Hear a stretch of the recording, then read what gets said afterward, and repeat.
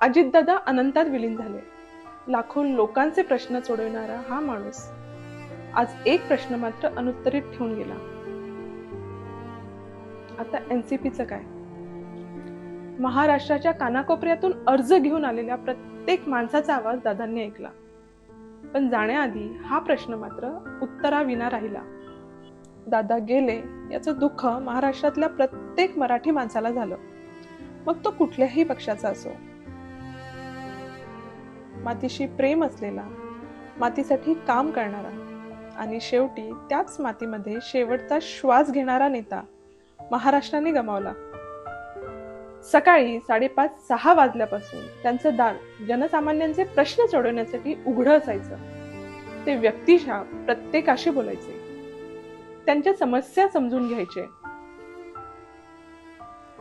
कुणाचं हॉस्पिटलचं बिल कमी करायचं असायचं तर कुणाला नोकरीसाठी अर्ज द्यायचा असायचा.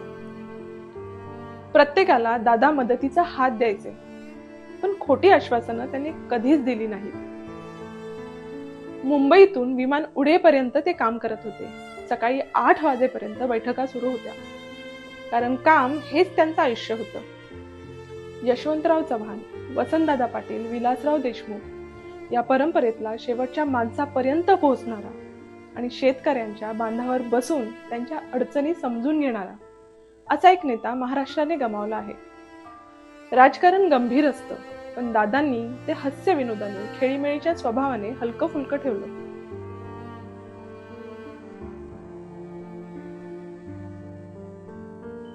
आज जमलेला हा जनसमुदाय फक्त दर्शनासाठी आला नाहीये, तो शेवटचा प्रश्न मनात घेऊन उभा आहे. आता आमचं काय? लाखोंचे प्रश्न सोडवणारा महाराष्ट्राचा हा दादा एक प्रश्न मात्र अनुत्तरित ठेवून गेलाय.